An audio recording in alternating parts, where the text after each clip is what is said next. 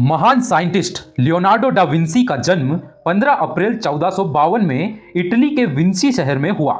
उनके 9 भाई थे तथा 3 बहन थी। इन सब में लियोनार्डो काफी अलग थे। जब उनके पिता ने उनका आर्टिस्टिक टैलेंट देखा तो उन्हें 14 साल की उम्र में एंड्रियो डेल वेरेकियो नाम के एक प्रसिद्ध कलाकार के पास भेजा, जहां विंसी ने कला एवं चित्रकारी का अध्ययन किया। बाकी विषयों का अध्ययन उन्होंने खुद ही हासिल किया। लियोनार्डो कभी स्कूल नहीं गए, इसलिए उन्हें लिखने व पढ़ने के अलावा फॉर्मल एजुकेशन नहीं मिली। वह हर चीज का अध्ययन वैज्ञानिक तरीके से करते थे। इसके साथ ही उनमें कई तरह का टैलेंट था। वह बहुत ही आसानी से शब्दों को उल्टे क्रम में लिख सकते थे, जैसा कि हमें शीशे में लिखा हुआ दिखता है। वह एक साथ दोनों हाथों से लिख सकते थे। यही नहीं, एक ही समय में एक हाथ से लिखना व दूसरे से पेंटिंग बनाना, यह उनका एक अद्भुत टैलेंट था। यह सब देखकर लोग हैरान हो जाते थे। वह पूरी तरह से शाकाहारी थे। उन्हें जानवरों से काफी लगाव था। बाजार से पिंजरे वाले जानवरों को खरीदते थे ताकि उन्हें आजाद कर सके। अब बात आती है इनकी चित्रकला के बारे में। वैसे तो इनके द्वारा बनाए गए कई चित्र खो चुके हैं। मोनालिसा और द लास्ट सपर विंची की 2 फेमस पेंटिंग्स है। यह पेंटिंग्स आज भी विख्यात है और सबसे महंगी पेंटिंग्स में शामिल है। उन्होंने उड़ने वाली मशीनें, युद्ध के हथियारों, म्यूजिक इंस्ट्रूमेंट्स आदि के हजारों डिजाइन्स बनाए थे। पैराशूट, हेलीकॉप्टर, रिपीटिंग राइफल और टैंक, इन सबके भी स्केचेस उन्होंने बनाए थे। उस समय पर जब लोग इन सब चीजों की कल्पना भी नहीं कर सकते थे, तब उन्होंने यह अनोखी रचनाएं की थी। वे यह सारी चीजें किसी को बताते नहीं थे, किसी के साथ शेयर नहीं करते थे, क्योंकि उन्हें पता था कि कोई यह सब समझ नहीं पाएगा।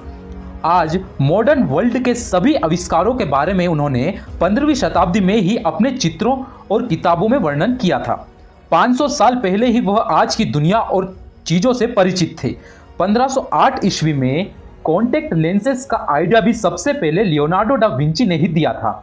इतिहासकारों का मानना है कि कैंची का आविष्कार भी लियोनार्डो ने ही किया था।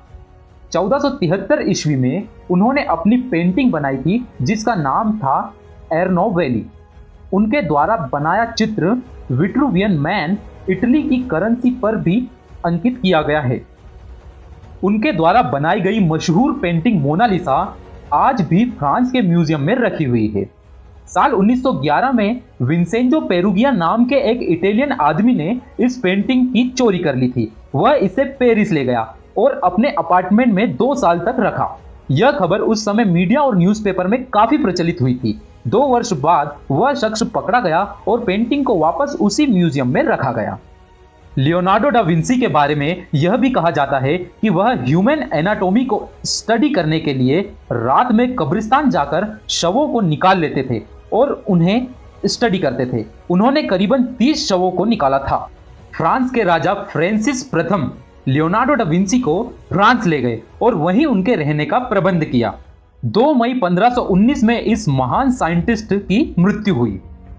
उनके अंतिम शब्द थे, I have offended God and mankind because my work did not reach the quality it should have। मतलब, मैंने भगवान और इंसानियत को नाराज किया है। मैं अपनी जिंदगी का जितना सदुपयोग कर सकता था उतना नहीं कर पाया।